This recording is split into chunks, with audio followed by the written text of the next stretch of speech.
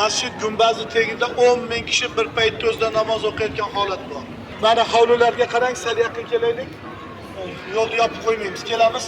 Qarang, toshlar jaynamoz shaklida, ko'ryapmiz-a? Madina Munavvaraga o'xshash. E'tibor qilinglar. Yigitlar bir tarafga o'tib olaylik. Qizlarimiz bu yoqdan, yigitlar bu yoqdan. Saf qilinganki, azon chaqirilganda 30-40 ming kishi bir paytda o'zida namoz o'qiyotgan holat bor. Endi e'tibor qilamiz, 4 ta minora 75 metrdan bo'lib, Buxoriy hurmati uchun bu joyda Turkiya, O'zbekiston, Hindiston, Tojikiston ustalari xizmat qilib berishdi. Onaxonlar sal yaqin turing, endi suhbat boshlaymiz. Imom Buxoriy kim? To'liq ismlari Abu Abdulloh Muhammad ibn Ismoil al-Buxoriy Buxorolik bo'ladi. Milodiy sana bilan 810-yil Buxoriy Buxoroning Qorako'l tumanida Qo'ykentida tavallud topgan. Al-Buxoriy deyishlik Buxorodan, Imom Buxoriy deyishlik Buxoro imomi, Imom al-Buxoriy Buxorolik imom bo'ladi. Milodiy sana bilan 810-yil Buxoriy Buxoroda tavallud topdi. Yoshlik chog'larida otadan erta ajrab qoldi. 2 yoshda Buxoriyni ko'zi ko'rmay ko'r bo'lib qoldi. Sizlardek onasi va akasining qo'lida qolganda ona duo qiladi 5 vaqt namozlarda, ona duo qiladi tahajjud ibodatlarda, ona duo qiladi xatm Qur'onlarida.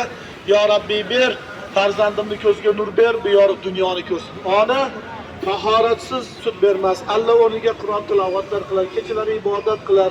Ya Rabbil alamin, farzandimni ko'zga nur ber, bu yorug' dunyoni ko'rsin deb duo qilardi va sabr qilardi. Ona bir kun jay namozga charchab tahajjud namozida yiqiladi. Qarang, jay namozda ona uxlab qoladi. Bir tush ko'rsa, Ibrohim alayhisalom tushlariga kirib, "Ey ona, seni duoing mustajab bo'ldi" dedi.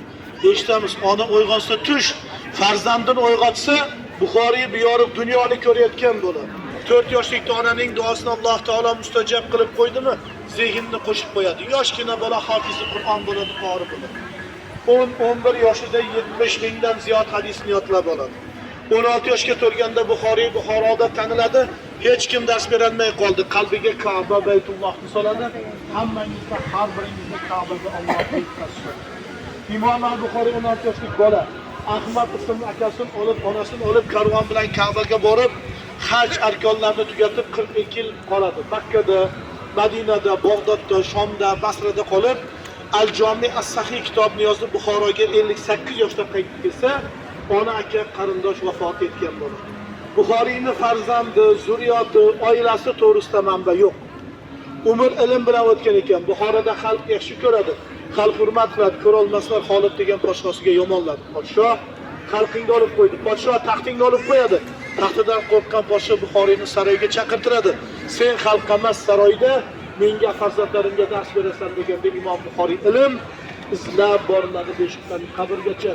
Ilm kerak bo'lsa kel, xalq bilan birga ilm olgin deganda podshoh ismi Xolid taxtidan qo'rqib, noto'g'ri dars beryapti deb tuhmat qilib kelishmasdan qoldi. Buxoriy Buxoroni tark etdi. Imom al-Buxoriy Samarqandga keldi. Bu qishloqda xartangda shogirdi G'olib ibn Jabroil bor edi. Keladi, bir muddat yashaydi, og'ir betob bo'ladi. Ramazon oyini 30 kun ro'zasini tutadi. Ramazon oyini 30-kuni 870-yil 64 yoshda vafot etdi. Vasiyat bilan mana shu joyga dafn bo'lib, mana bugungi kunlikda sizlarga ziyorat nasib, duo qildik, Allohdan so'radik. Ziyoratlarimiz Alloh taolo dargohida qabul qilsin. Amin.